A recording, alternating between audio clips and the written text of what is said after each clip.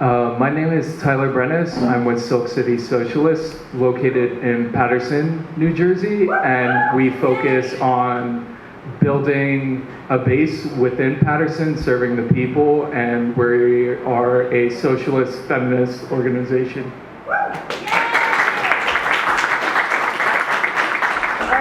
So these next set of questions, each panelist will have roughly 3 to 4 minutes to answer each question. If you don't feel comfortable answering this question, then feel free to skip it. If you feel really strongly about it, steal the mic from someone else. So, nicely. So what strategies should be pursued on the left today? Give us some examples of how your group implements this strategy on a day-to-day basis. I feel like because I sat here, now I have to start everything. But so I guess I condemn myself to this position. But I guess if, in my opinion, one of the most important things for the left to do is to take stock of the historical context in which we're operating.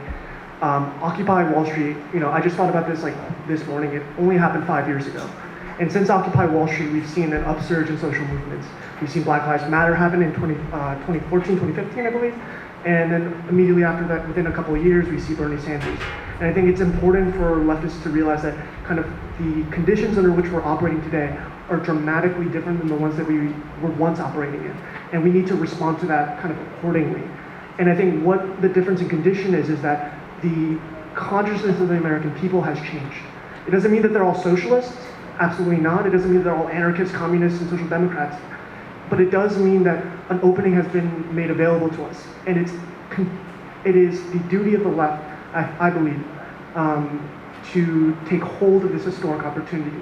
And the only way we can do that is by entering into communities, into areas that we have traditionally not been organizing in, and building deeply and broadly in those communities. We need to be organizing, for example, outside of campuses. We need to be organizing not as front groups, because that's not necessary anymore. And we need to be publicizing our politics in the most public way possible. I obviously think that that what is crucial to this strategy of reaching out and making our politics more widely known and legitimate, making socialism a threat again and a legit, a relevant concept in American politics is base building and deep organizing.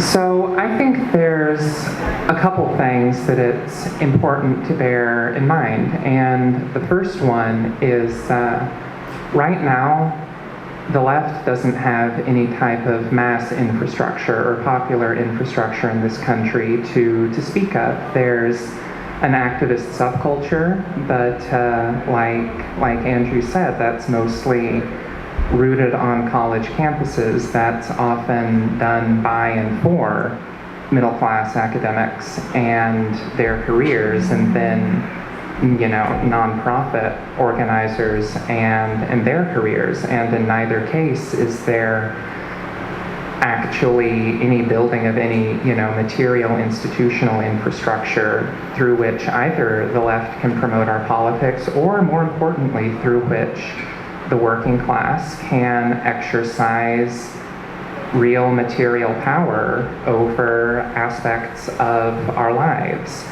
And that leads me to the other thing I think it's important to bear in mind, which is obviously the way that capitalism runs things is, it's terrible, of course. It's based on exploitation. It's based on the violent, rule of the ruling class. That's why they're called the ruling class.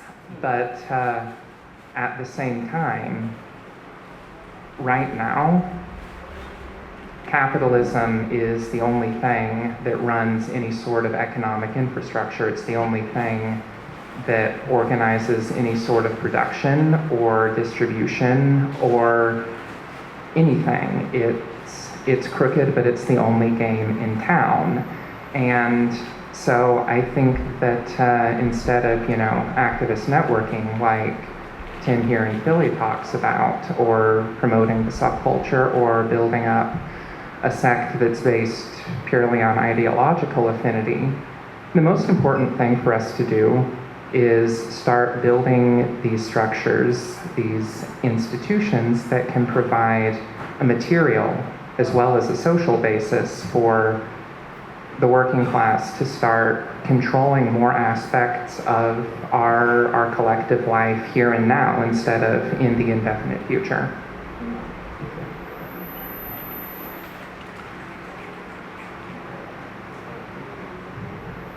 Yeah, so I would like to kind of just jump on that point. It's just that the kind of like the social media activism that has been really apparent within the left is just we shouldn't really be doing that as much, or that, not to say like there's no use of it, but really show of hands, like how many people here invite non-socialist and non-left people to meetings or events, just a show of hands?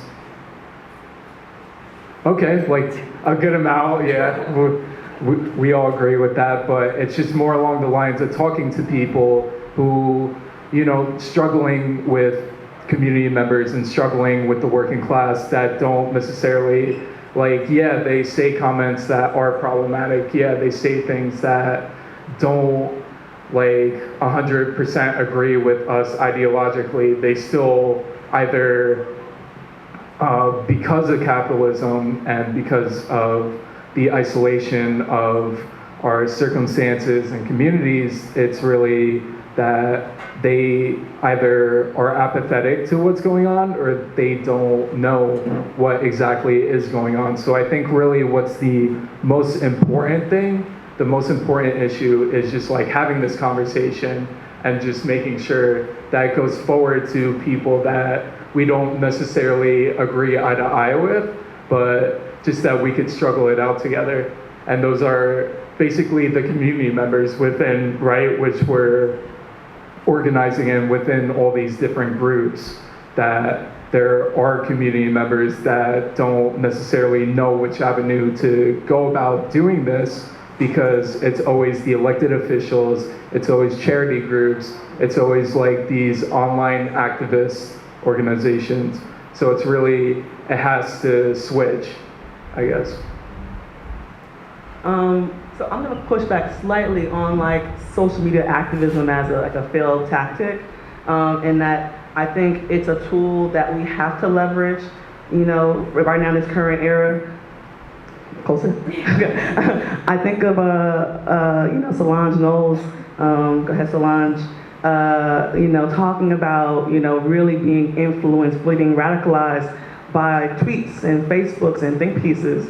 And so like we're really needed in the space to like put forth these ideas, like Andrew was saying, to sort of show a way to people. When it comes to strategies, I think that one that we really need right now, on top of spreading ideas, is also being able to listen. I think a lot of times, you know, we hear terms like we should intervene in movements, we should intervene in communities, and we take it really literally. I think Andrew, you know, really framed it well, saying that we need to, you know, like join, support communities deeply, right? It's not just to intervene to become the leaders, it's to, you know, like intervene to support them, to give them tools and resources that they need to succeed and look beyond capitalist solutions for problems. Right now in Sacramento Socialists, one of the reasons why we broke off from SA, from SALT, was that as we listened to the community, people didn't just want to join a college group or just join some organization. They wanted help. And they wanted help in particular around housing, around transit, around policing. And so we saw, looking out in our city, that nobody was really helping on housing. And so we said, let's start a union, you know? And so currently it's our current campaign is a tennis union. But through that, you know, sort of hearing what people are facing, you know, and in that way they rethink what society should be like. So the strategies that we use, we being San Marcos Socialist Collective, is it better? Okay. San Marcos Socialist Collective and then Austin Socialist Collective, we actually have a network called the Texas Liberation Network. So we're sister organizations, so our conditions are a little bit different. San Marcos is a college town. Austin's a pretty industrial city, but we still share points of unities and the same strategy. And our strategy that we do on a day-to-day basis is to develop worker leaders. And so we go into shops, we hear stories, hear the conditions, and then getting workers to actually lead our collective and to lead this party. Unfortunately, a lot of socialist organizations have been dominated by petite bourgeois, and it is my personal mission to change that. So we actually have working class people really developing this movement. And so far it's exciting work, and it's definitely changed, especially when we were socialist alternative to then actually going into shop floors and getting worker leaders to find their voice, and we try and show them tools that we have received, but really just trying to give them access so that they can develop in their own way to be their own activists and to be their own leaders. Is our big strategy that we use with Texas Liberation Network. Great. And maybe for each question, the panelist order can shuffle around a little bit, so people who are going a little later can go first. Man, I'm on time. So, what does base building mean to you and your group? And can you give us some examples of strategies that are distinct from base building? I know, it's tough. Jeopardy music?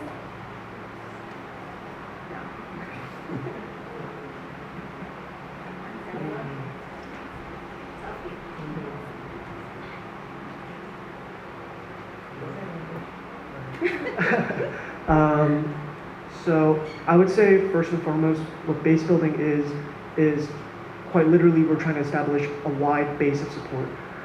For example, with Philly Socialists, kind of the way that it's a wide base of support with various levels of commitment is like one way of thinking about it. For example, in Philly Socialists, we do have like a core set of cadre who run things like this, help organize things like this, but we also have a large number of people, a large proportion of our dues-paying members who donate money, they donate small bits of their time volunteering at ESL classes, supporting our community garden, or canvassing for the PTU. Sometimes during fundraisers, they're the ones that are making us the things that we make as like rewards for people who like will donate more to us. So part of base building, I think, is understanding that not everybody needs to be Lenin, not everybody needs to be Mao. Some of us are people that have 9-to-5 jobs or more than 9-to-5 jobs, have kids and health complications, and a variety of reasons why we can't always be committing, 10, 20 hours a week. And what part of base building, I think, is continuously reaching out to those levels of people, reaching out to these people who want to so desperately be involved, have been awakened politically by the moments in history that I was talking about before, and giving them access to being involved politically. It's not only, I think, pragmatically and logistically super helpful, but I think like that's the premise of any sort of liberation, that our liberation has to be accessible at the end of the day. So I think that's first. I think secondly, part of base building is deep organizing. Deep organizing means developing relationships with the community. And I think there's times at which, like, when people talk about deep organizing, they think about it as developing deep relationships with individual people in the community, and I think that's part of it. But I think the other part of it is stepping out of like the activist networking that we've talked about, just like everybody's been kind of talking about. And what I mean by that is reaching out to like organizations that aren't socialists.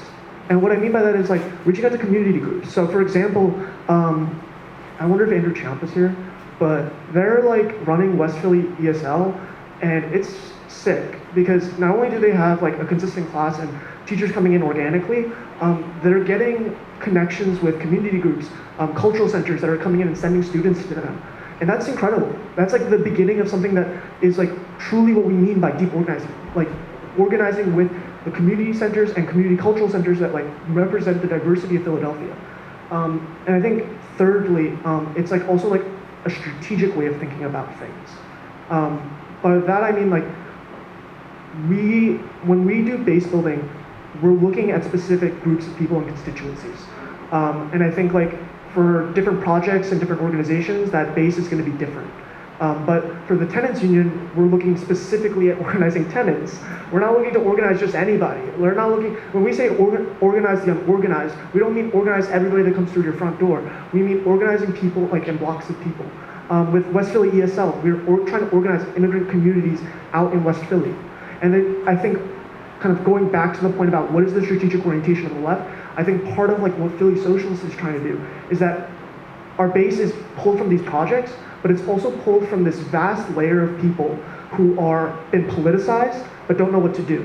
And that is our base. And it's like not a traditional base. It's not a traditionally easily identifiable base because like literally like all of America, like it seems like all of America has been like kind of awoken to the fact that like the Democrats are shit, and they've already kind of the Republicans are shit, some of them. But like the point is that it's not always easy to identify who these people are, but I think like we should, like I think like one of the things that I spend a lot of time thinking about is how do we reach out to that layer of people that doesn't exactly necessarily live in like a geographically like concentrated community, isn't necessarily like a community in a traditional sense, but nonetheless represents a certain layer of people that we have to be organizing and have to reach out to. Otherwise, this historic moment slips from our fingers and we lose it. At Andrew's point, in Sacramento, it became very clear very fast that I think, like you said, we're not about trying to organize anybody and everybody. I mean, if you come, and you're welcome. But you should have some kind of like rhyme and reason to your organizing work. And when looking at the working class, we realized in our city that it was largely people of color, people who were differently able, people who were women, people who were queer, who were trans. And so trying to be very intentional about building our base around those demographics. First, knowing that people who don't fit that demographic would still come, right? They would still show up. But those who feel outside of norms might not, for whatever reason. So being very intentional about that and thinking about strategies that may be distinct from base building. Of course, trying to organize other activists. We can all get caught up in that. It just seems like it's just easier, low-hanging fruit. And we get trapped there like, come on guys. And then like every event is the same like 10, 12 people. And you're like, hey Brad, it's right, and it's fine to see Brad, but like I want to see like Jose, I want to see like Chin, I want to see people who I know I see around like on the streets that see me and know who I am, but might see the word socialist or communist or even radical and be like, oh, it's not for me. So I think it's about trying to capture those people are at the base, and then also trying to not be like a savior, right? This like top-down approach to things where you feel like I have the ideas, I'm like mini Marx, and you sort of like really like put off people who might not have ever read, anything, but just know that the current system is wrong, right? And so, I think every day we try to like battle those things, try to battle going for low-hanging fruit, activists, and try to battle feeling like we have all the answers, and really being intentional about stepping back while still being there to support.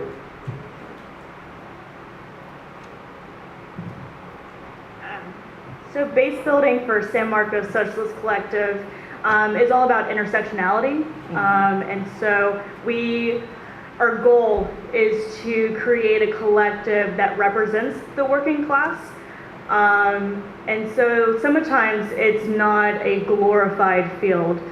So we don't always go and just keep pushing our org and our collective. If we were here to glorify, we would be capitalists, which we're not. And so a lot of it, like for an example, is we do a lot of work with the Cultural Hispanic Center in town. And I don't think they actually know our organization. They just know that we are there and we help tutor. We probably spend around 8 hours a week. We have one person teaching folklore dances to the students. And then we also like help out the parents as well, just as like free childcare. And so we're doing this work and we are helping the working class, but it's not with our name stamped on there. And I don't think they really know who we are. And the hopefully question is that maybe one day they'll be like, oh, that's what a socialist looks like, you know? Because I think there's still a very muddy image of what is a socialist and what not. So it's almost like leading from example, and so just being a really good community member without constantly bragging and repping this name for base building. But then again, sometimes it is, you know, because you want people to get plugged in. And so as a collective, we have a lot of resources. And it's somehow to get community members to those resources to help it out. So it's a good balance of doing it. But I think just overall, just serving the people is a very easy way to base build in a very natural, organic way instead of being just knocking on everybody's door and getting them to sign up.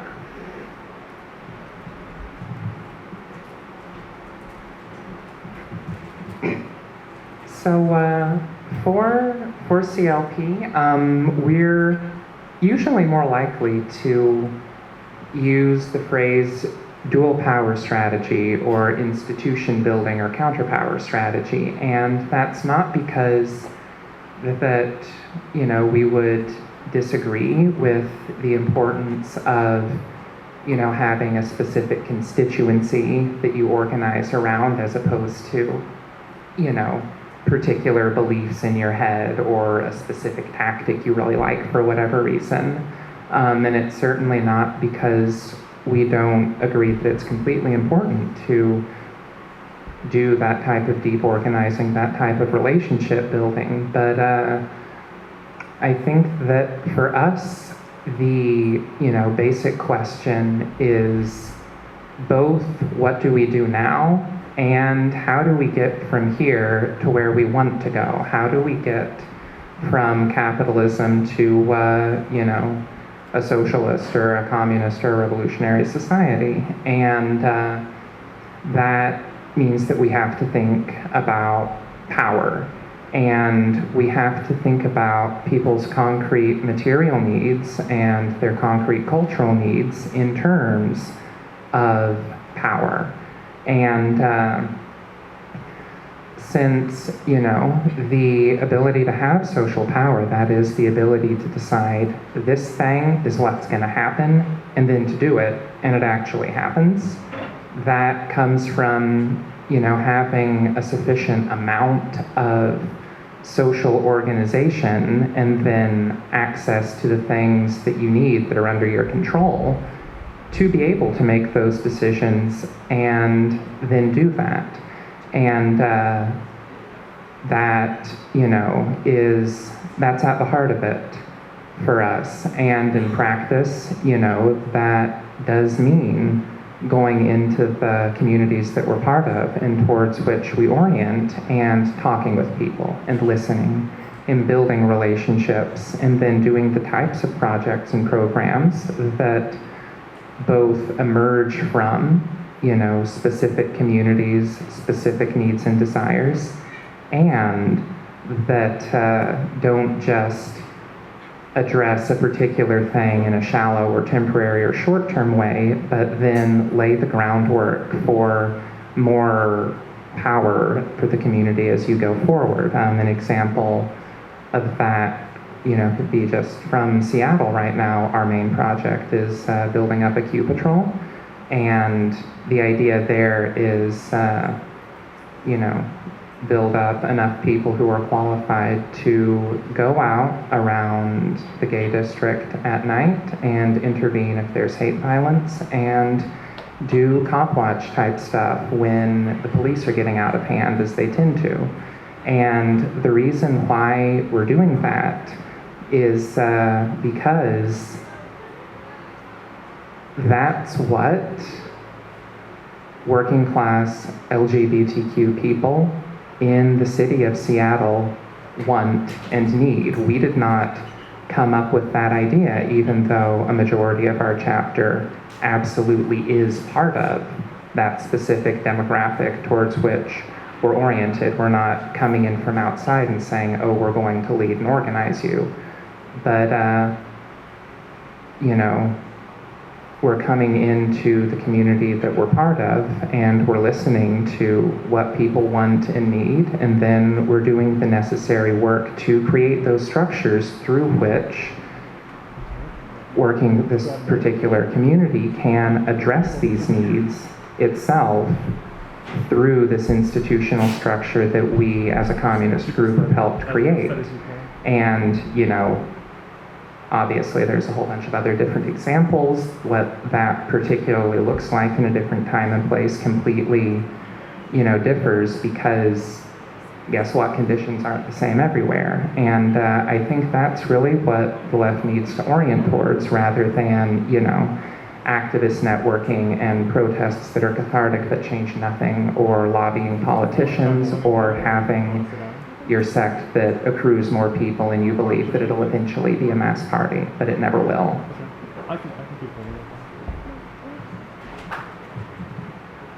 So the really interesting point about Patterson is that ever since the Silk Factory strike of 1913, organized by the IWW, is there any folks from IWW here right now? No? Okay, that totally bombed. It's 100 years after, no one has organized a single thing within Patterson. There has been nothing. What's really mind-blowing is, like, in the 60s, there was no, like, Black liberation movement of just the Black Panthers organizing within Patterson. That was kind of like within Newark, the Newark Rebellion of '67. But Patterson, it hasn't had anything. And you see within the community is that the diaspora communities, it's completely changed. It used to be Irish, it used to be Italian anarchists running around and kind of organizing. Now it's Latinx, now it's Arab, now it's Black, Turkish communities, and you kind of get a sense of, like, yeah, it's kind of like they love to use the term melting pot of, like, this community coming together, but in actuality, there is class conflict. There is definitely different consciousness socially and, like, within a class struggle for, like, each community within Patterson. They're just trying to move out. They're just trying to gain economic power and trying to move out of within the city of Patterson, that they don't have to spend their time there. So it's really like, when we talk about base building within those communities, we have to do it across, like, a multiracial, multi-ethnic, and multicultural struggle. And the way that we've been doing it is kind of, for example, that we've been kind of just organizing the homeless within Patterson. Is just like, this is a huge community that we're talking about that has just been completely left out of society. And that's, like, not just an individual kind of rare occurrence, right? That's like on a nationwide scale, that, you know, people who are homeless, who are in poverty, is just like no one is going out and talking to them. And what we ended up doing was just, we ended up doing a food drive, but that, you know, coming in and just doing that as kind of just like a social service, or just like a charity service or whatever. But we went out and just, like, wanted to follow up with these community members. And that's really hard to do, right? Because that's not, they don't have addresses, they don't have homes. So you're just going around the block and talking and interacting with people. And, like, yeah, it's really awkward and confrontational. They, like, many times I've been told that I looked like an FBI informant. And so it's kind of like gaining their trust of just like, look, we don't have a savior complex. We're just like, we want to help you guys facilitate this to where you're organizing yourselves. And it's a really cool thing when they start building the vision with you, right? Of just that they start imagining the abandoned buildings and the vacant lots, that they want to help build it into cooperative housing. They want to take it over. And that, we didn't have any, like, thing going on with that. We didn't fill their heads with ideas, or, like, they're already thinking about that, and it's just mobilizing people and agitating them to help build that. And I've heard like some of the conversations leading that working and doing like activist networking and kind of like working through other groups. A big thing that we do is just like, we'll just mention in passing like, yeah, we're commies, like we want to help you guys out. And then it's just like, it's really laid back, and then people are more receptive about that. And also too is with the tenant organizing that we're trying to do, is that we essentially just have to go door to door talking to people, because within Patterson, it's not like the huge apartment buildings that you'll see in like major cities like New York City or Philly. It's like, it's these flop houses where like 3 to 4 families are just stacked on each other for like second story buildings. So it's really like, we have to go out and find these people, because they're not just gonna come to us, right? It's like, if you build it, they will come. Like, no, you kind of have to go searching out for those kinds of people. Thanks. Great. I hope you guys are ramping up, because we only have 2 questions left before y'all get the floor and you guys are in the hot seat. Okay, so what are some examples of tactics you've used, campaigns you've engaged in, and projects you've worked on? Tell us how your activity fits into your strategy to move us towards socialism. Just going to reiterate the 3 to 4 minute mark on this. It's a big question, I know. I don't like starting first. Okay. So afraid of the water. Okay, there you go. So we specifically use 5 for 15. Although not perfect, it has definitely given us a lot of resources and a lot of different tools and teachings. It's also kind of a thing that I think a multitude of tactics is good for a collective, because some tactics that really resonate with me don't do for my fellow comrades or for worker leaders. So it's good for us to try and expose to multiple campaigns and just especially multiple tactics. So it's almost like your toolbox. It's like your communist toolbox. And then you go out and then you're like, do I need a hammer or do you, yeah. So it's stupid analogy, but so you want to create like a very diverse toolbox, so that way if you get in these weird situations or just things that you didn't expect, like they want to make a cooperative housing, you know, you can see from past experiences. Something that was really exciting with 5 for 15 that we were able to do for May Day, we actually had a strike at a store. So we've been having a lot of successes with heat strikes. There's a lot of establishments, especially fast food in Texas, that do not have AC. And I don't know if y'all been to Texas, but it's pretty damn hot, and especially in a kitchen that violates OSHA. Different things. That and also wage theft is pretty bad. I don't know how bad nationally. I'm just going to assume that it's bad. But specifically in Texas, in Central Texas, every place that I personally have worked at has experienced wage theft. And it's a uncommon thing. So for May Day this year, we actually organized workers to go on strike and then brought them to Austin. To like the socialist and leftist May Day event. So those are our main tactics. But again, we had to learn this ourselves, that we thought that strike was almost the end goal. It was like, woo, we organized the workers, they made the petition, they brought it to the workers, strike, woohoo, you know, or like we got our demands met. But then we learned that like strike is a tactic for base building. And that might sound silly, but that was like a big like revelation that we had as a collective, because it completely changed our strategy and our tactics with it.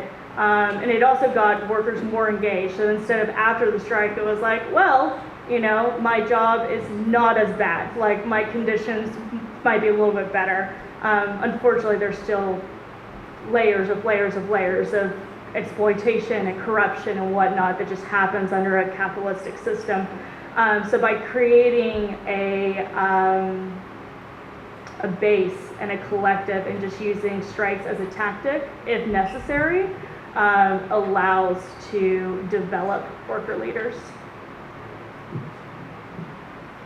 I mean, honestly, to me, that is not like uncommon at all. I think something that we learned as well in Sacramento, the saying that, you know, there's beauty in the struggle.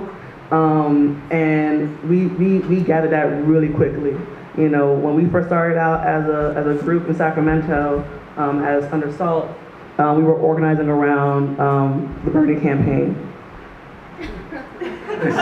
And, you know, which was great. I mean, people were really pumped for Bernie, like, yeah. There'd be a whole, like, you know, Bernie parties. And we would table a lot, right? And people would, you know, just throw us money, like, are you with Bernie? And we're like, yeah, we support Bernie. Like, oh, money! And it was great to, like, you know, get, like, you know, white, you know, petty bourgeois money. Just like, oh, thank you, you know, for our coffers, you know. But that wasn't base building. Like, that wasn't, you know, changing anything in the city. Like, we were just selling papers and, like, being, like, sort of riding the coattails of this Bernie wave. But when we actually listened to people who you could see were in, like, real need in the city, they weren't talking about Bernie. They were talking about, you know, wage theft. They were talking about, you know, housing. They were talking about, you know, I can't get to and from work, right? And so that was sort of, you know, partially why we broke off. It was that, you know, we realized, you know, relatively quickly that, you know, we would not grow as a group and really challenge our local capitalist structures if we do not, you know, empower people to engage in the struggle. Not just to, like, you know, barely make it, but to actually feel like, nah, fuck this shit. We need to go ahead and fight the power. Great, right? And so that was sort of our impetus into, you know, forming this tenants union, because we realized we needed to, you know, get people who were struggling with, like, 15, 200%, you know, like, rent increases because of the Bay Area wave coming our way. We need to have them really, like, confront their landlords, confront their property owners, confront their property managers, and that was much more empowering and radicalizing for them than for us to say, here's our paper, it's $1, right? And with that, then they wanted to join us, right? Then they wanted to, like, say, oh, well, cool, when are y'all meeting again? And, like, wanted to be a part of that. And it's slow and hard work. I think there was maybe a piece in The Partisan that I read about the union, tenant union out here, and how, you know, over the past, 2 years has been in existence, it's been, like, slow churning growth. And I totally understand that, you know.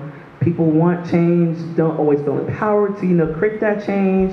And so you're like, all right, man, you know, well, we're here for you. And it's, like, really slowing, but that's the struggle. Like, you have to be engaged in that. And so we are trying to, like, you know, ease into that discomfort, because that's a tactic you got to engage in, that uncomfortable deep building.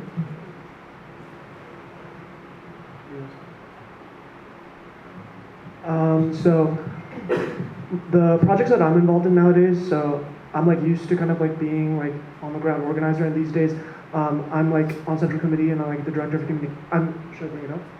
I am the director of communications, and I work a lot on The Partisan, and it's kind of given me, I obviously think that, like, base building is probably, like, one of the primary things that one of the primary things we need to be doing, but I think it's also important, and it's important to think also about demystifying socialism through base building. And what I'm trying to convey by that is simply that it's important to base build, it's important to not go to, like, workers and, like, communities of color and be like, I'm a socialist, like, oh, like, listen to me, or, like, just, like, shoving our ideology down their throat. It's important not to do that, but it's also important to not be scared about saying that you're a communist, saying that you're an anarchist, saying that you're a social democrat, because what's important, I think, in this day and age is, given that we're in a historical moment where, you know, we've had Bernie Sanders, and sure, his politics aren't socialist per se, but, like, he called himself one, and people still voted for him. I mean, we have, like, Black Lives Matter talking about how, like, people should be anti-cop. We have Occupy Wall Street telling people to just, like, seize the streets. I mean, like, the conversation's different now. And what that means is that we need to realize that the terrain is different, and we need to start pushing, you know, not our ideology per se, but at least get our ideology through the door. And kind of through the partisan, like that's one of our main goals is to like demystify like kind of the terms and the lingo and all this stuff that we do, but still engage in some sort of a rigorous debate. Like we just had an issue come out about LGBTQ issues, and we had a dictionary about terms because there are a lot of people that are probably interested about this stuff. There's a lot of like things in the news about, you know, pride and like all these kinds of things, but they haven't caught up to the academic language. And I think it's really important for us to like demystify those things for them, because people get liberation in their fucking gut, but they don't always have the words to say it. And we need to sometimes help people get there. I think the other thing I want to say is that this is kind of like an aside, it's almost like a pet thing, but I think it's also really important that like, one of the things I really love about The Partisan is that we're recording a radical history of Philadelphia that is not otherwise being recorded. I think it's really important that, you know, a lot of people don't realize that there's the possibility for revolution even, that there's the possibility for revolt. And I think one of the things that we have to convey to people by any means like necessary and every means possible is to convince people that not only is an alternative, are there alternatives, but these alternatives are possible, and the means by which we wish to gain these alternatives are in fact pragmatic and the only reasonable ones. In fact, capitalism is the unreasonable solution. You know, I love it when I hear from my comrades about things like the African, about like the African Communist Party that's like establishing itself in North Philly, about protests that are happening that I've never even heard of. It just gives you the sense that like something's actually happening, and I want to be able to convey that to people on the ground that I'm organizing with. And I think it's like important that we don't lose sight of like that part of the strategy.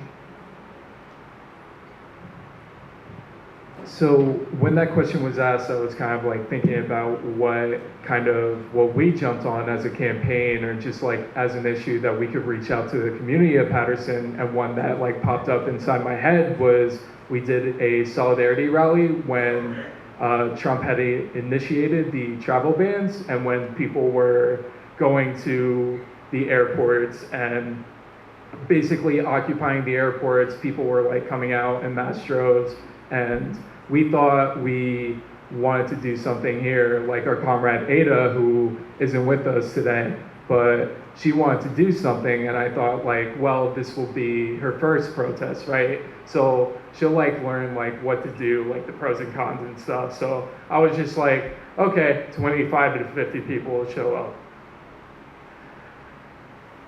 That night, 500 people showed up and just like packed this like tiny park in the middle of South Patterson, and it was just like I was shedding bricks the whole night because I had no clue like what to say to 500 people.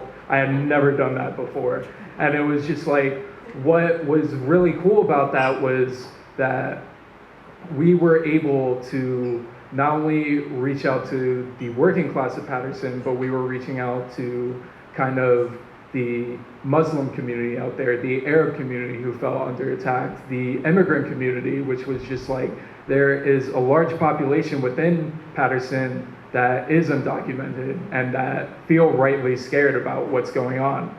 And kind of, we attached our message and our rhetoric to this solidarity rally, and we explicitly said like, we're socialists and we want to help out these communities that feel under attack, because when they were doing it back with the anti-immigration acts way back like 100 years ago, they were like locking up like Italian anarchists and Irish Republican activists. It's the same sort of thing that we wanted to do. But a couple of failures, I want to list kind of like the cons to it, because we talk about like the pros and just like try to like work ourselves up. It's just like when we had done it, kind of it just fell apart because we had no outreach. Like we were passing out the clipboard, we only got like 2 names. So that was like really, really depressing. And also the fact too was just kind of like what a word that's kind of being jumped around is just like the activist networking. And we had linked up with a bunch of the activist groups that wanted elected officials to speak and try to like co-opt what our message and narrative was. And they did. They brought elected officials there. They almost brought the mayor, by the way, Joey Torres, he's being indicted by the FBI for corruption. So it's really crazy out there. And what ended up happening was they had their own march that very next Sunday with Cory Booker, Bob Menendez, like our senators, and right, everybody's just like in disgust, like what, yeah, like message meant nothing to people. But it was very much a learning experience for how we go about doing our outreach, how we're explicit with our message, right? Because we had pamphlets and we had flyers out that were not only in English, but we're in Arabic and we're in Spanish, and we tried to branch ourselves off, right?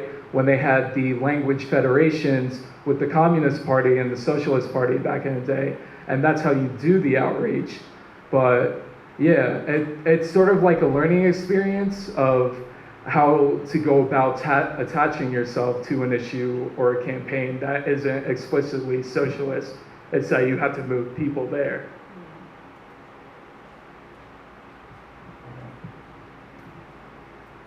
So there's a trap, I think, that a lot of, people who consider themselves radicals fall into. And I think that the very, very, very first lesson that anybody who wants to do revolutionary work needs to learn is the ideas in your head do not entitle you to have anybody take you seriously. The words in your mouth, no matter how beautiful and theoretical and amazing they are, do not entitle you to anybody's respect. And if you go out and talk to people with that attitude, then don't be surprised when you don't actually get anyone willing to work with you, except for other people who have similar ideas in their heads and words in their mouths and think that that entitles them to some respect. And then the two of you can take each other seriously, and isn't that great? You can have, a study group on Friday, and that's very easy for a lot of us to fall into. And I think that gets back to, not having that working class, that infrastructure of working class power, or that infrastructure of leftist politics. Because right now, I would be willing to bet that the majority of people in this room, and certainly the majority of people who call themselves socialists or radicals in the country today, ended up there because they came across the ideas and thought, well, damn, this sounds great.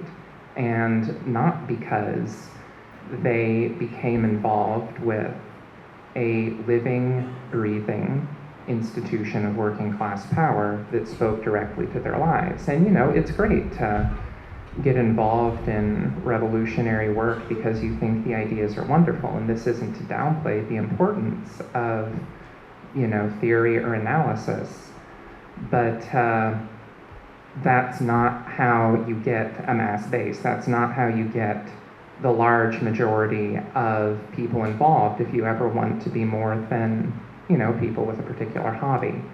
And since, you asked about specific examples, just briefly, I'll give one. Our Tacoma chapter's longest standing project at this point is called Tacoma Clinic Defense. And what that is it's, people in Tacoma who go to reproductive health clinics, the Planned Parenthood, and then some local ones as well. And there's always some right-wing Christian jackasses out there screaming at the people who go in. And what Clinic Defense does is it shows up and acts as a lightning rod for the attention of, the jackasses. And it, as the name implies, is a line of protection for, the people going in to use the clinics. And the thing about that is you know, why does that get traction? Why do people take that seriously? Well, there's two reasons that they're closely connected, and one of them is it actually delivers something real, something material, something meaningful. It concretely improves the lives of the people who come into contact with it. It's very different from, you know, I don't know, giving a speaker series about the importance of access to health care or to abortion or birth control or, you know, trans hormone therapy. It's something real and material, and that's why it gets taken seriously. That's why it gets respect. And then just very briefly, the second reason that's kind of subordinate to that also gets back to what we were saying earlier about, you know, doing in your community what the community wants, not what you think is really cool. At first, Tacoma Clinic Defense tended to take, you know, a pretty confrontational approach towards the right-wing protesters, but talking to the people who were using the clinics and who Clinic Defense was there to, you know, to serve, it turned out that actually people felt a lot more comfortable if the clinic defenders were calm and, you know, peaceful, and I mean like peaceful in terms of affect, and like presented a positive message of support and respect. And so they shifted to that, and that earned them respect.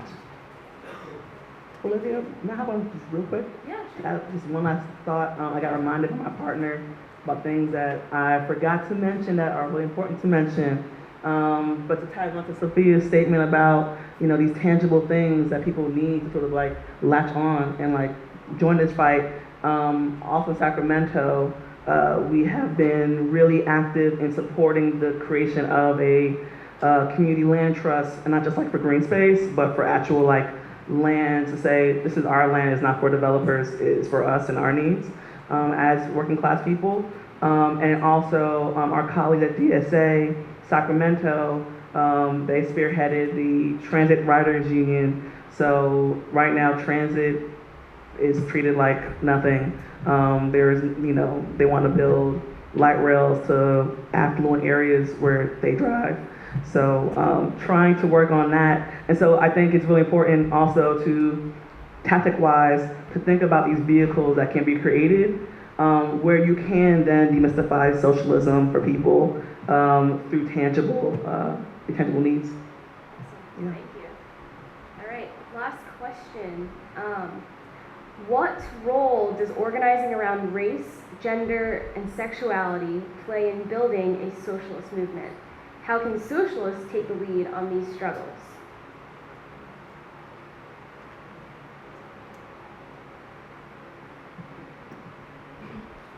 This is a wonderful question, in part because, like, with, you know, the growth since last year, since the Bernie campaign, of this revival of social democracy as a meaningful current in, you know, U.S. politics, you know, you see a lot of conversations like, you know, oh, is it just Bernie bros? Is socialism just for, you know, young white men? Is there some type of opposition between fighting white supremacy and fighting patriarchy, and then having a class struggle orientation? Or, you know, is that just some kind of racist, sexist class reductionism? And I think that in responding to, you know, those accusations, you see a lot of socialists fall into something that I think is an enormous mistake. And you might think of it as the both-and problem, where they say, we believe in class struggle and their basic idea of class somehow doesn't contain race and gender per se, but then they say, well, we also oppose racism and sexism and ableism and homophobia, so on and so forth. Those are terrible prejudices that people have, and we need to fight prejudice and discrimination. And I think that that's really important to avoid, because from a revolutionary perspective, you can't look at the way capitalist society works as a bunch of things happening in parallel that don't really have necessarily all that much to do with each other, and well, there's racism over here and there's homophobia over there, and maybe somebody experiences both, but they're still understood as more or less distinct things. The way that the class system is built under capitalism, two of its fundamental components, I think, are a division of labor along the lines of gender and a division of labor along the lines of race. And if you don't understand those as built into the division of labor of capitalism, then you're going to have a pretty hard time, like actually fighting to dismantle them and actually dismantling them in a way that is part of building working class unity. Because, is it a good idea for radicals to talk about privilege, or is that just, some liberal identity politics stuff? Well, not if you think about it correctly, because that division of labor does produce, differences in the material conditions of different parts of the working class. And that means that if your work at every step doesn't look for the way that those are manifesting and then decide, well, what are we going to do to make sure that those divisions of labor are actively fought against in our work, as well as prejudiced ideas that, flow from living in a society with that division of labor, then you're not going to be able to challenge either the class system or these specific components of it in a meaningful way. To put it differently, it doesn't matter how, spot on most of your workplace organizing, say, is, if at the end of the day, you still have, the men giving speeches and making decisions and getting credit, and the women doing the dishes and looking after the kids and doing all of the data entry grunt work. It doesn't matter from a revolutionary perspective, because if we're ever going to get the type of institutional power infrastructure that can actually challenge and get rid of capitalism, then we have to build it in a way that actually engages with the specific details of the class system as it actually exists. And that means that you have to treat gender and race and empire as fundamental components of it, not as things floating somehow out there that just happen to coexist with it for who knows what reason. Just really quickly, I just want to encourage everyone who's currently standing up to find a seat, and if there's a seat next to you, please invite someone into it. There's two full rows in the front. It's super hot, and we don't want anyone passing out or anything. It's not good. I know. You can if you're close enough, you can get spin on. No, yeah. Okay, we'll just have some shuffling around. Yeah. Okay, and so, with that question, again, a great question, as Sophia said, but I wanted to talk about briefly identity politics versus intersectionality, right? You can definitely see it all the time online. People saying, oh, that's identity politics. But when people who are from marginalized backgrounds are talking about their marginalized backgrounds, it's not just to talk about their marginalized backgrounds. it's because they're experiencing things that are threatening their lives, their livelihood, their humanity, and so therefore they cannot realistically proceed, you know, to topple capitalism when they're literally being shot, literally being, you know, raped, being murdered, whatever it may be, right? Having their wages taken away because they may be of color or be a woman or be trans or whatever.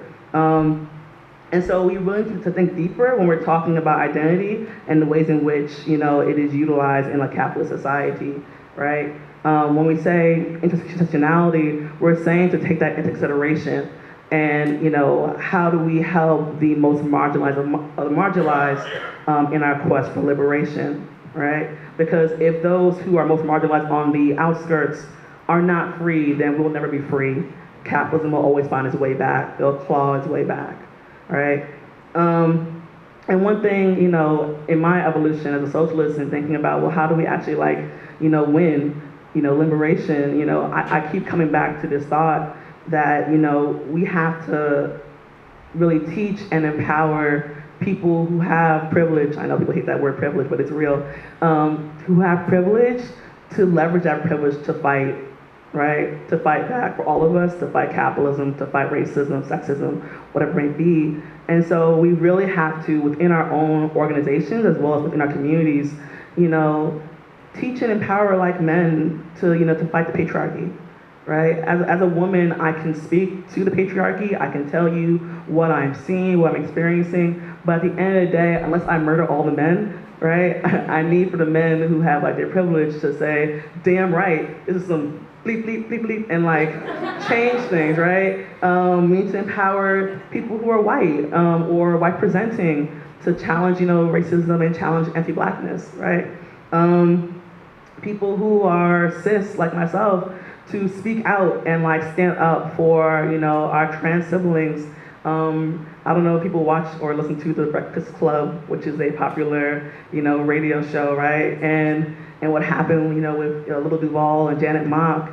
And, you know, I was like, I can't just sit here silent and not say anything, you know, in person or even on my social media. You know, I know that it may invite arguments, it may invite discomfort, but I'm gonna stand, you know, by my trans family, you know, without being asked to, just because I know that as someone who is cis, you know, I have more privilege than they do. And the same thing for people who are queer, lesbian, bisexual, whatever it may be, right? If you are straight, knowing that still, even with the passage of like marriage equality, you still have to say something, whether it's workplace issues, housing issues, whatever it may be. And so we gotta empower and teach our comrades in our community to recognize, you know, our dynamics in a capitalist society and use that to, you know, fight for the most marginalized. Well, specifically in Texas, we saw after Reconstruction that intersectionality is the only way that we can get revolution. So just brief history, because I only recently known this and I'm a native Texan. So Davis was our only governor from the Reconstruction era. That was when the Klan was really big, especially like deep down south of Texas. Well, Davis went to President Grant and said that the Klan is taking over with this white supremacy. We need to have not only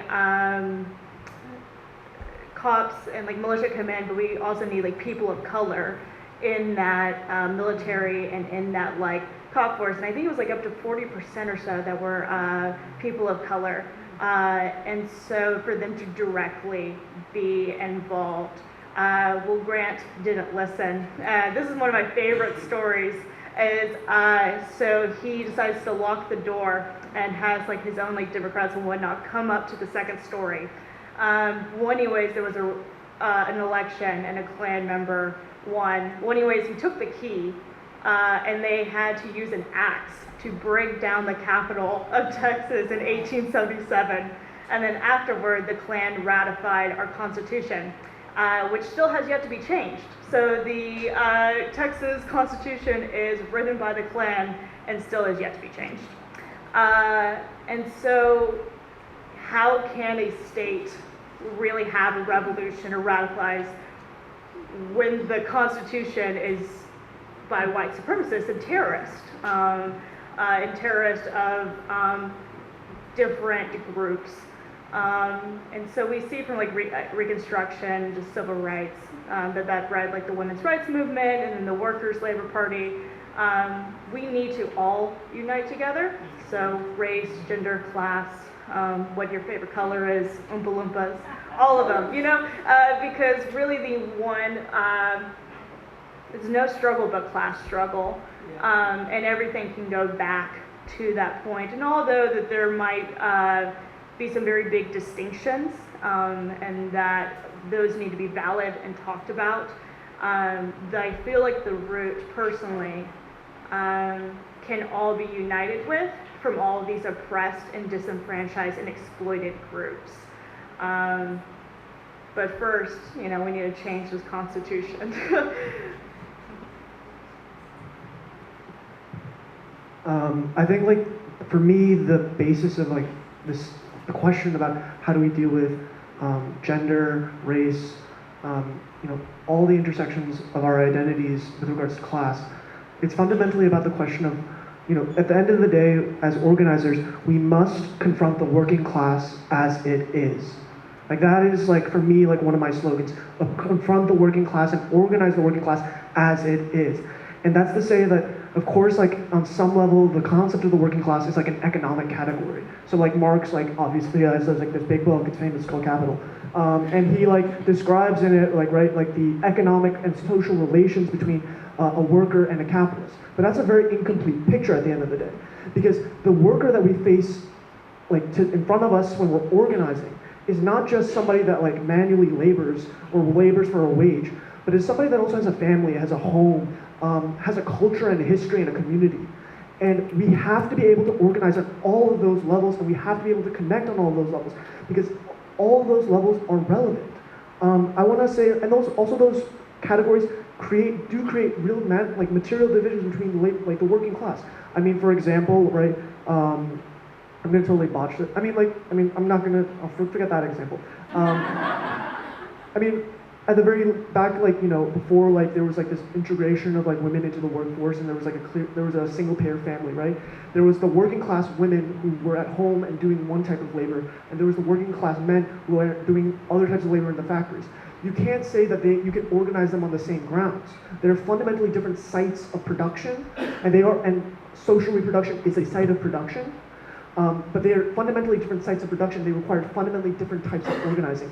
So for example, in Italy in the 1960s or 70s, when the men went on strike, there was an organization that created a tenants union amongst the women, specifically amongst the women. And those women went on rent strike. So there was a distinct strategy for the women of the working class, and there was a distinct strategy for the men of the working class. And I think that's an important lesson to understand, that a working class strategy must involve an understanding of identity. And I think this applies quite clearly in the case of our trans siblings, in the case of the epic portions in which trans people are being murdered.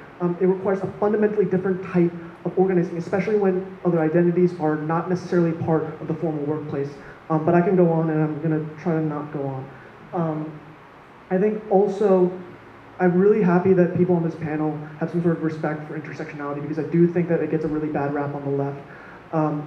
I think intersectionality, if you read what it was never about offering a complete holistic strategy about how to win socialism. It was simply a way to articulate that there are different identities, and those identities overlap, and the oppression and the power relations that establish those identities can interact in a way that can affect how we organize and live our lives. Moreover, it strikes me that a lot of the time, it's kind of academic, the way that Marxists and socialists in general approach the question of intersectionality. They'll just be yeah, but it doesn't have everything. It's what has everything? Or they'll be like, oh well, Marx didn't invent it and no Marxist invented it. And you'll be like, who cares? It's people use it to understand their lives. And at the end of the day, it goes back to, we approach the working class as it is. That means we approach the working class using Marxist language at them, but approach them from their experience, their way of understanding things. And of course, we're gonna push socialist ideas, but it doesn't mean that we have to totally change the way that they speak. I also want to just quickly touch on the point about intersection. Okay, then I might not. Okay, I'm good. Speak really fast. Okay, I think it's really important, the point about privilege. I think I have like some like personal critiques about like the use of that term, but I do think like it is incredibly important for comrades to understand that there are specific traumas that emerge from racism, sexism, transphobia, and etc. I mean, like there are material ways in which it affects how people interact with their fellow comrades. And those are things that like if you were gonna produce an organization that is actually multiracial and actually multi-ethnic, goes like beyond lines of gender and sexual orientation, it's important that comrades like understand that, because it is not, it's like really annoying when basically like people just kind of like think that like everybody has the capacity to just stand up and like just like start like waving their finger and like chanting and like just making like really long theoretic speeches. Not everybody has the capacity, like is at that point yet due to a history of like being told that they're less than. And I think that's an important thing for comrades to take very seriously. Even if it's not the word privilege, it exists.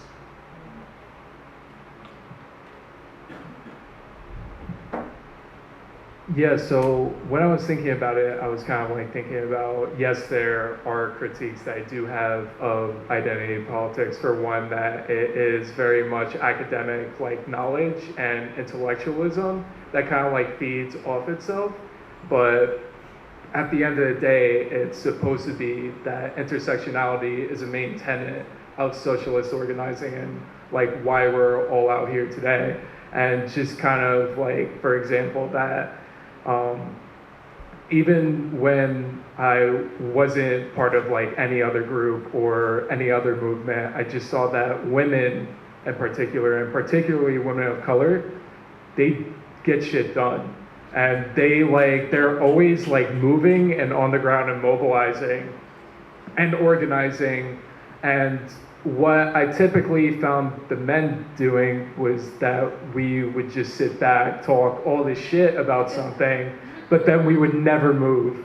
It was almost like it brought like light to my eyes. It's just like, for instance, like childcare providers, they're like the bread and butter of like lower class communities, like communities that are struggling, and they like are moving these pieces, yet they never are one to boast or take credit for it.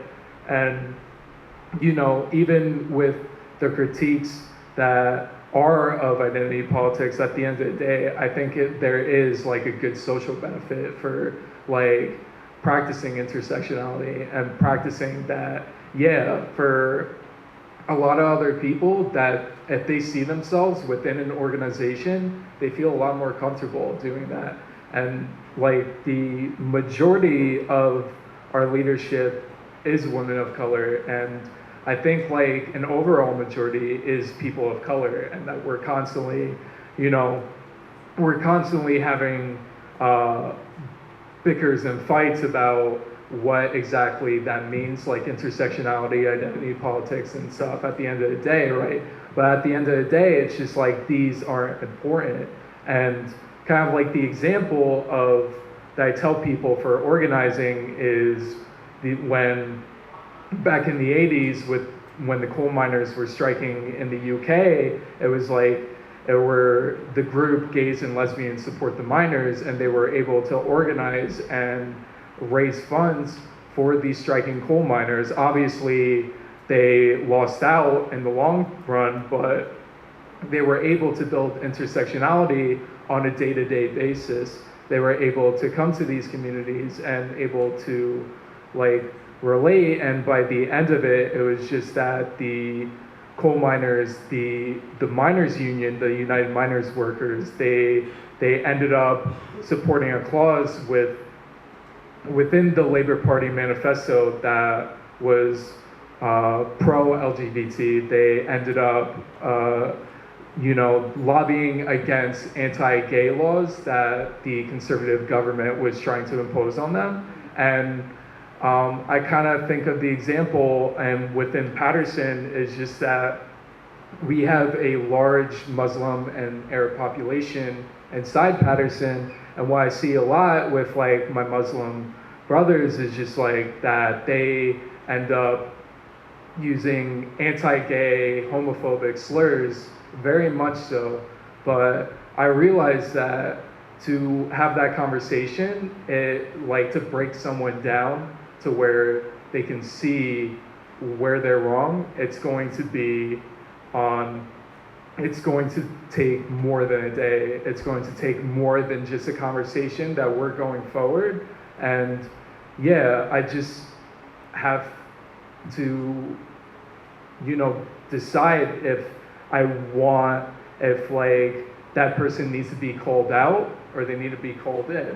And for a lot of people, I think what we should be doing is calling people in, or just by our strategies and by the way that we're organizing, it's very much intersectional. All right, you guys are up. Ready? Yeah, so just some housekeeping rules really quick. Yeah, can we have a hand for all the panelists?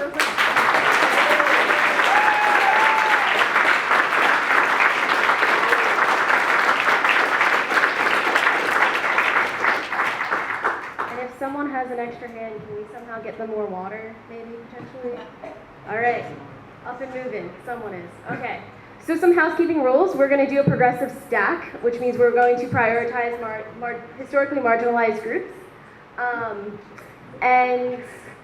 Okay, if you are able, we are going to have the mic on the floor here. Come up and say your question. If you're not, stay where you are and shout out. We're going to keep rebuttals to a minimum equal to 0.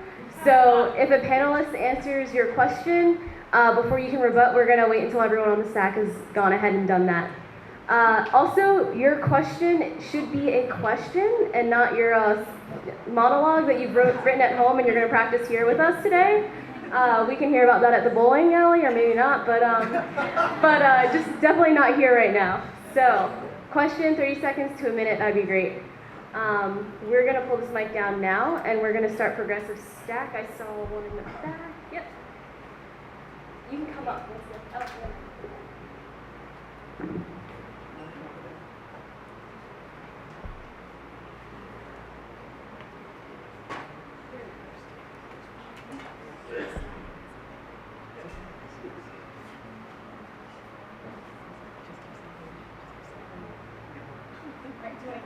Or do you want to stay there?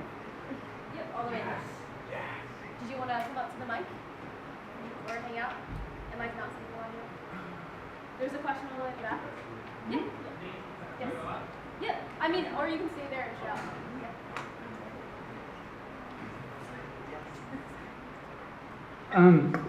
So I think this is pretty direct. I'm really interested in strategies for politicizing mass work and kind of distinguishing it from how does mass work keep from just being charity or charity with a communist flag in the background. And I'm particularly interested in how the politicization of these programs not only is politicizing it in general, but distinguishing in the process of making it political, how communism breaks from liberalism. And I think that's obviously demonstrated in the organizing itself, but how do you kind of tie that connection through your actual politicizing itself rather than just relying on the work to speak for it? If that makes sense? Thanks.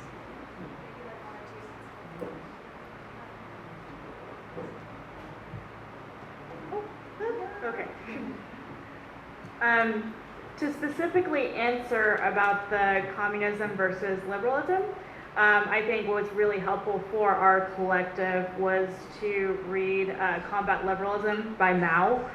It's a short document, but there was like a few things that I was like, wow, like checklist, And I was even thinking that I was doing it pretty well, but raised by a liberal mother, you still have those tendencies in there just from the, environment.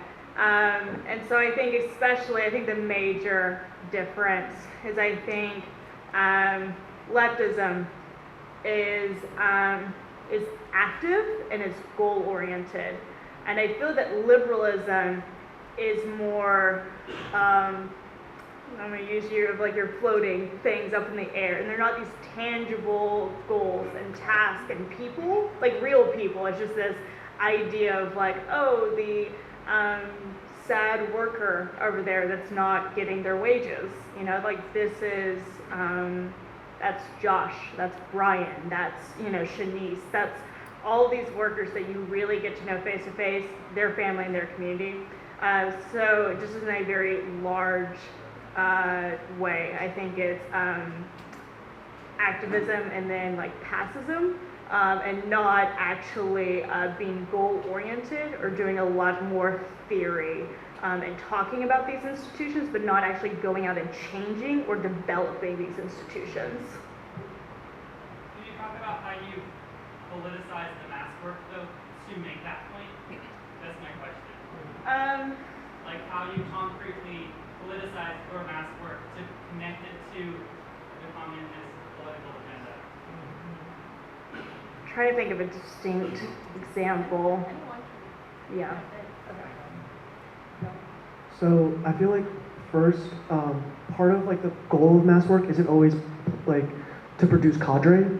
Cadre like come naturally out of like doing successful mass work, but like you have to understand that the vast majority of people that come through your door and will interact with your like your service project or whatever you want to call it, serve the people project or whatever, most of them will not come out being like socialists.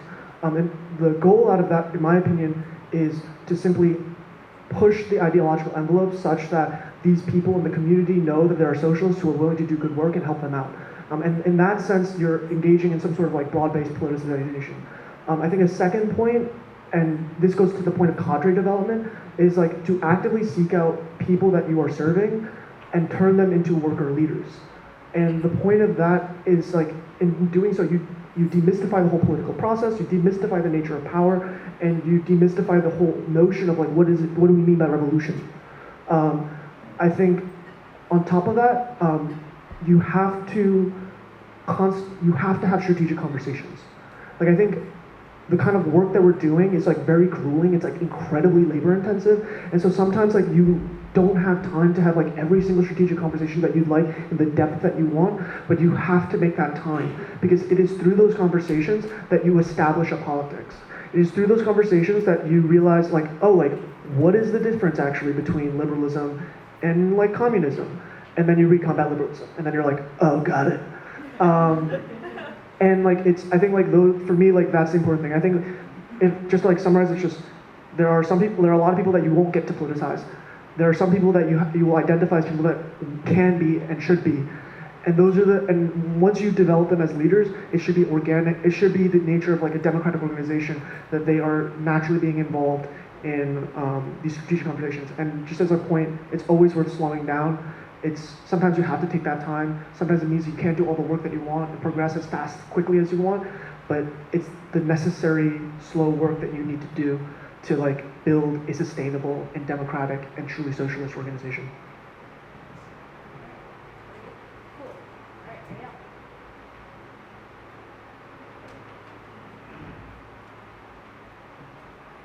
So I wanted to ask about something Andrew just touched on actually, about kind of taking someone from when they first sign up or first interface with your organization to that kind of leadership role, because I think I'm part of Philly Socialists. That's something we've really struggled with having like a system for, and because it takes so much relationship building and so much tracking, and the bigger you get, the more people there are to do that with. So how do you take someone from that like initial clipboard sign up to a worker leader to a cadre or to a leadership position?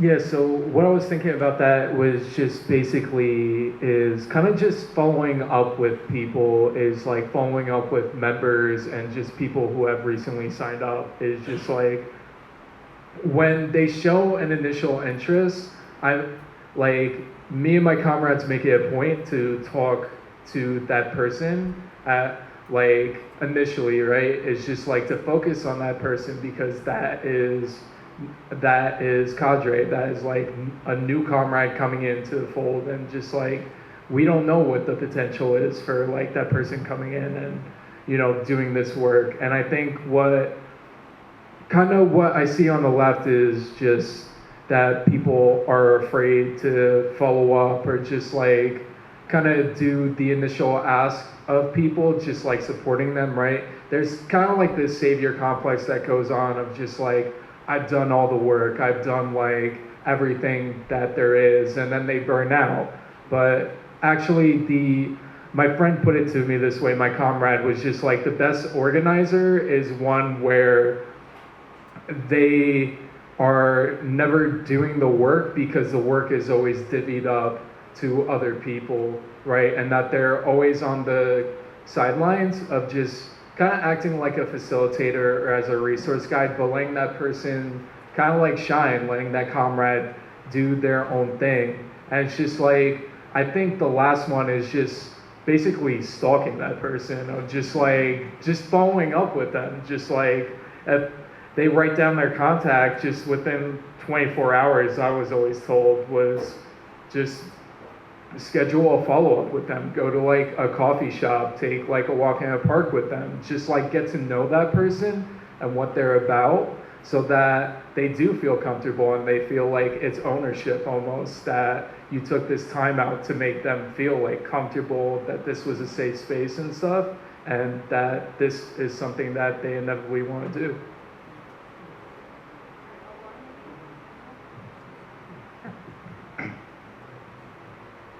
So I think a lot of this comes back to the particular way in which you run your particular programs, whether those are, under a single organizational umbrella, like with, Philly Socialists, or whether, like with CLP, for instance, you're building organizationally independent institutions. And for the record, I think those are both completely legitimate approaches. But what's the point of doing one program or the other? It's not about the people who are already in your revolutionary group getting to say to themselves, well, this particular activity is really, really cool, so we're going to do it, and if anyone in this constituency shows up and wants to help out, well, they're going to do it on our terms, because this is the thing that we're doing, and we know what we like to do. And, even if when you're initially selecting a program to start, even if, when you do that, you go out and actually talk with people and do something because it's addressing, a legitimate need that the particular community understands itself to have, even then, you can't, say, okay, well, that's what we're going to do. We're going to do this forever. We're going to do this way forever. And one of the ways that you guard against that is through participatory democracy. Okay, so you're a revolutionary and you're starting this program and you're doing a lot of the heavy lifting, and, quite possibly you're ending up in, these leadership roles, but you're not entitled to those leadership roles, and you need to go about building your program in a way that the specific constituency that it serves has the power, at Serve the People Food Bank.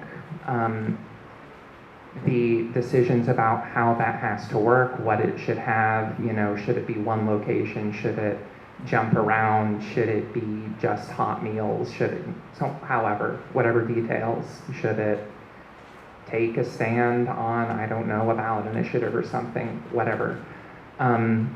You can't say, well, we're going to decide that because we're the revolutionaries who started this. That's just a subtler manifestation of take me seriously because my ideas are great.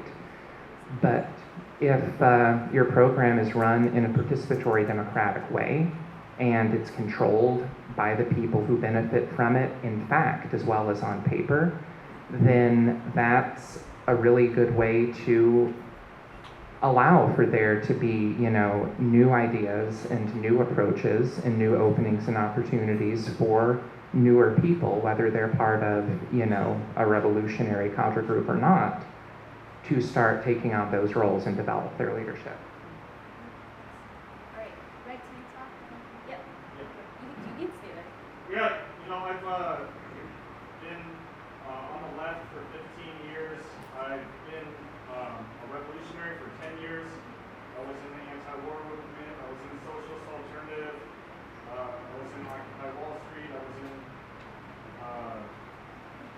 Black Lives Matter. And what's interesting to me is like this new sea change and what's really happening. This change in strategy. I don't think it's just us. I think it's you look at like the anarchist community is also putting forward these ideas of base building with like revolutionary abolitionist movement or DSA praxis wing is putting forward base building ideas. So my question is, what changed? Why is there this total sea change of ideas, and why is the strategy different now for the millennial left? All right, 2 minutes or 2 people. 2 minutes. Okay. 2 minutes, 2 people. Got it. I think we changed. I think, this is not like it just happened. Like, we changed. I think, we talk about revolution, and I think envision, this I do is very like, explosions, rocket fire, everyone's going down. Like, sort of the purge, I guess, I don't know. But I think, it's not always a physical revolution, it's also like a philosophical one. And I think that millennials and zennials and whatever's coming next, I think that, we're not afraid of some like Red Scare. Like we're not, beholden to some like capitalist god. And I think we're just tired. Like I'm broke and my friends are broke. And, we did what we were told to do. It didn't work. And we're looking for why it didn't work. And we're seeing that as capitalism, and it doesn't matter, what your background is. If you are, scientific with it, you see that, this is where it came from. And so if we're gonna have a brighter future, then we need to go ahead and like decapitate capitalism. So.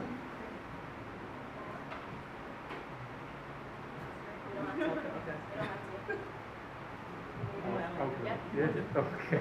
I don't want to take up space. No. No. So with that, I think an example of like, say what you will about like liberals and Democrats, but they know how to like organize, and they've been organizing.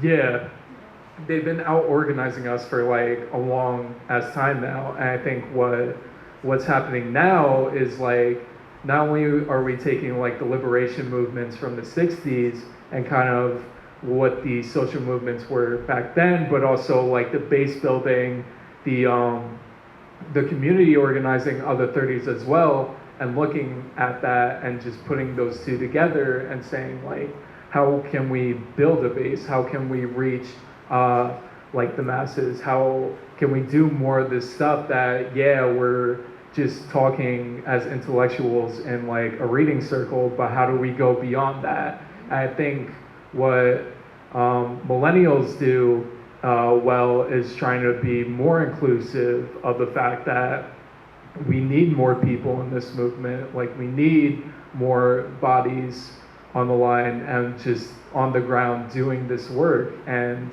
I feel as though it's not so much like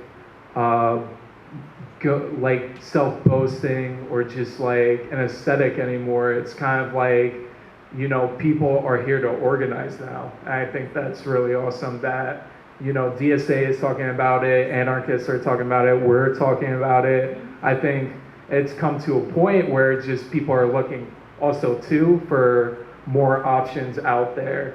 And that coincides well with like what our ideologies, like what we're forming as well, like the organizing that we're doing out here. All right, we only have time for 2 more questions, and unfortunately we won't get to everyone on the stack today, so sorry if we don't get to your question. It's a long weekend, so we have a long weekend. All right, we have the room also. Yep. Hi everyone. So my question has something to do with something that I've found particularly difficult in my experiences, has been talking about international issues with like the community. ever. Whether it's Syria, Venezuela, whatever it is, it seems to be really hard. But you know, like the Black Panthers, the Young Lords, they were able to have anti-war, anti-imperialist, anti-colonial perspectives, in addition to all the programs they created to meet the needs of the oppressed communities they were working with. So I just wanted to ask about what your experiences were really talking about international work and solidarity.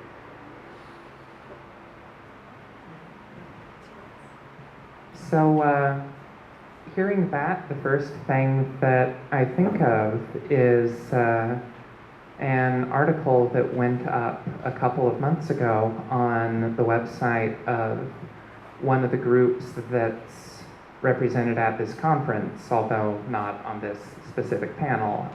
It's Richmond Struggle down in Virginia, and they released what honestly I thought was one of the best statements about opposition, you know, specifically to war in Syria that I have seen from a left group in this country. And I thought it was good, amazing, because it said explicitly, well, like, what concretely can, you know, we, a revolutionary left group in the US, do to, like, stop the US military from bombing Syria?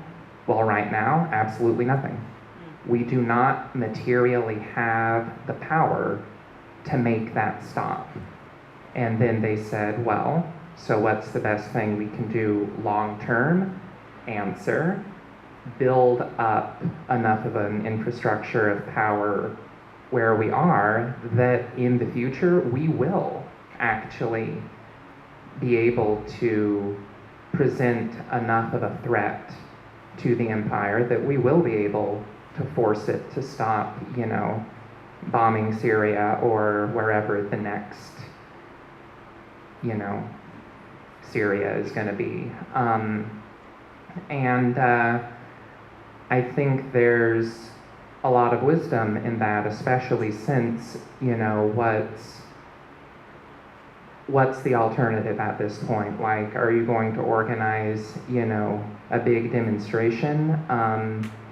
Is it going to be as big as, you know, 2003 against the war in Iraq? Well, probably not. But even if it is, the empire doesn't care what you think. It's going to do what it does unless you are able, you know, materially to make it stop. And that doesn't mean that you should, you know, not shy away from, like, talking about international issues when that comes up in conversations with people. And, you know, when you talk politics with people, yeah, eventually it will. And that doesn't mean that there aren't specific, you know, organizing projects that we can engage in now that do move more in that direction. I'm thinking specifically of, like, you know, counter recruitment that a lot of veteran anti-war groups do. But at the end of the day, like, what is solidarity? Is solidarity saying the right words? No. Solidarity is making a material impact in, you know, the lives of the people you want to have solidarity with. And as far as international solidarity goes, that means doing everything we can now to build up enough power to be able to have that material impact. Because right now, the empire doesn't care what we think. It cares what it wants. We need to change that.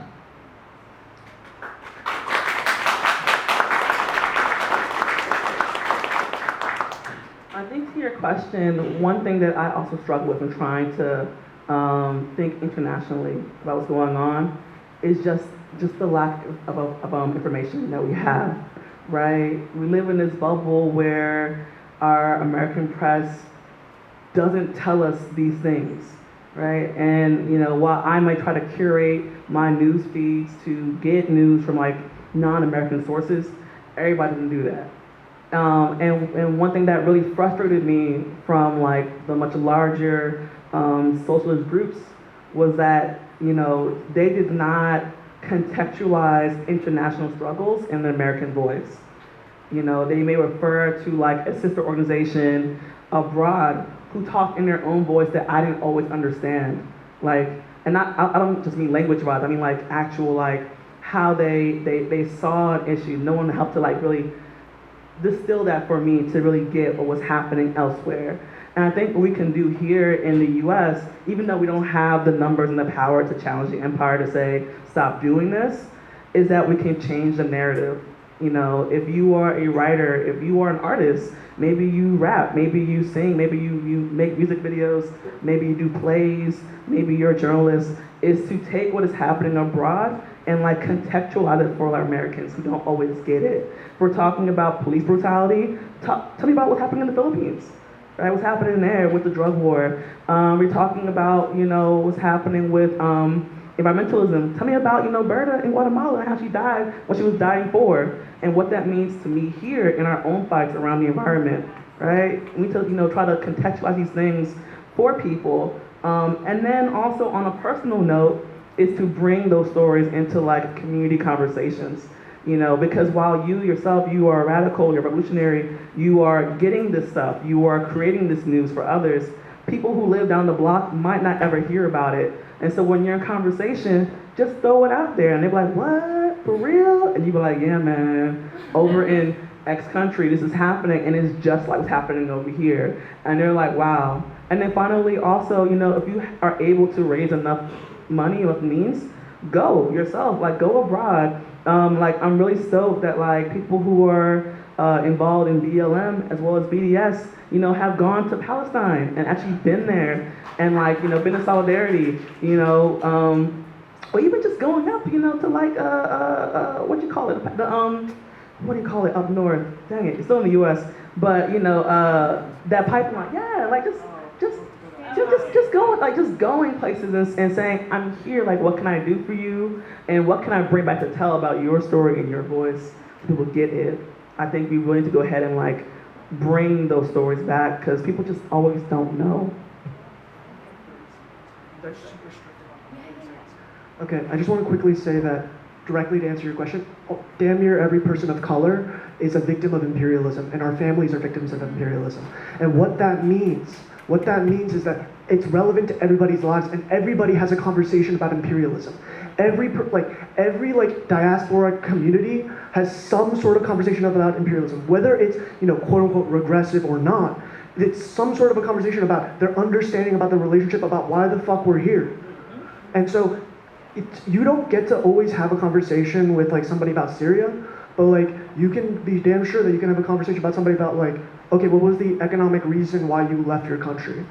And then like from there, that's like so deeply intimate. From there you can always, oftentimes, not always, but you can pull something out. And that can also be a way to, I think, go back to like a point of like strategies. It's like, that is a point of like deep organizing. It's a way of developing relationships with the community members.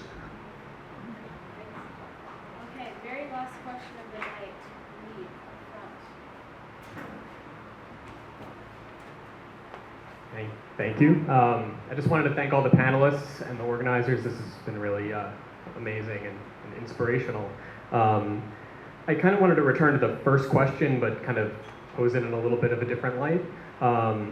You know, obviously, if the people we're organizing know that it's socialists organizing them, at some point, it may not immediately politicize them, it may not immediately turn them into socialists, but at some point it's going to beg the question, well, what about socialism as a politics on the scale of the national or global, you know, scene?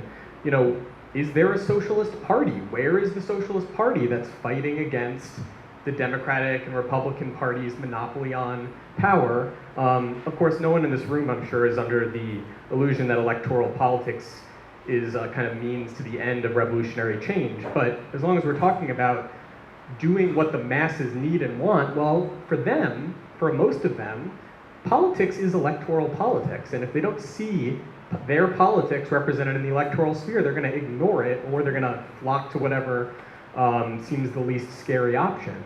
So I wonder, do these questions come up in your organizing work? And even if they don't, how do you think you'd handle that sort of question? Where is the Socialist Party? So the San Marcos Socialist Collective, like our experience with worker leaders.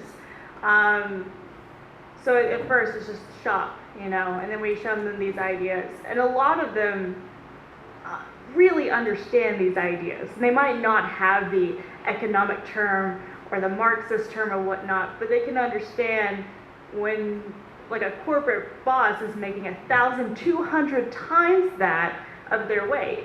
And also trying to explain that like people are way much more than their productivity too. And that doesn't mean that you don't deserve a living wage. So they understand all these ideas. And so it's then almost giving them like the definition almost of like, well, if that, personally, I believe that socialism could answer that, or at least be helpful. I'm also at a point, I'm actually new to leftist sphere, but I just want to give it a shot too, you know? Capitalism has ruled for a long time, and I'm just ready for the term to end, and I'm ready for something else to change. And it might even be that there might be a multitude of tactics. It might not actually be full socialism. It might not, you know, but we got to try it. And I think at least in Texas, we are really trying to build a workers' party, and we're also calling it Workers' Party and not Socialist Party too, because I want a worker to represent me. Like I want working people up there, or at least a working background. And so I think it might not be good old graybeard socialism, even though it's lovely and great and sexy. You know, what is socialism today, and like what is that to workers itself? And again, letting worker leaders develop that party. You know, I want to try and be a megaphone or a microphone to workers. I mean, I'm a worker myself, and I'm a worker leader, but especially to those with different oppressions and different lifestyles and whatnot. And so sometimes it's this, where is the Socialist Party? Well, it's like, well, it's you. And it starts with you, and it's going to come from there. And I think it's just a different perspective change that we try and work with.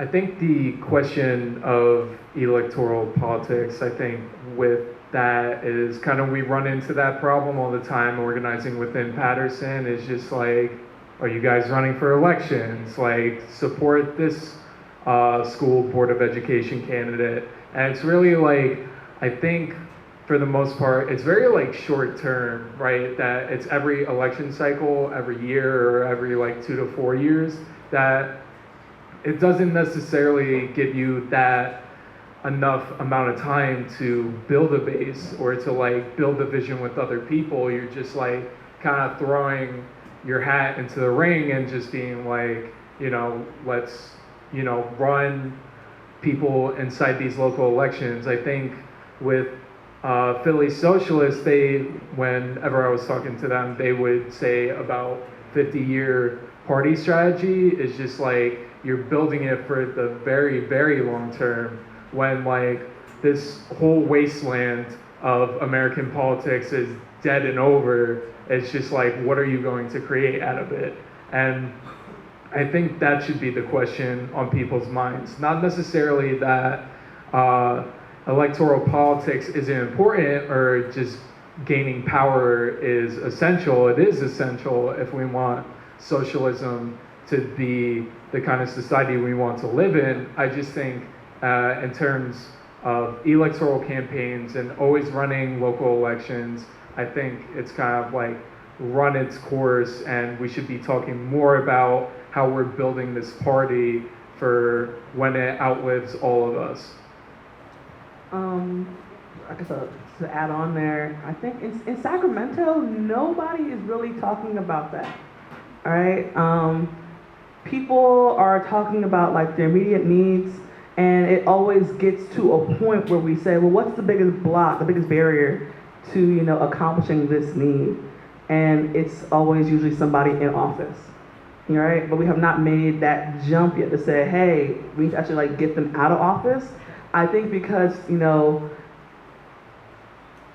people see California as this like liberal bastion where all of your progressive ideas, they make it, and it's, you know, it happens. And so people are like, well, maybe we just need better Democrats, right?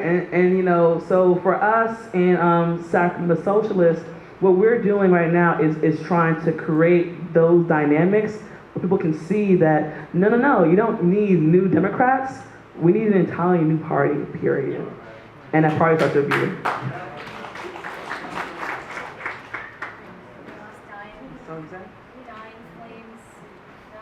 All right, great. Thanks, guys. That was the last question. Laura's going to introduce the social right after this.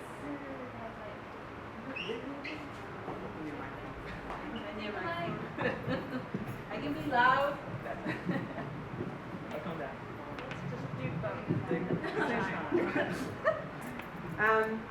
All right, so that was the last question, and that's the panel for tonight. Thank you, everybody, for coming and for showing up. All right, thank you.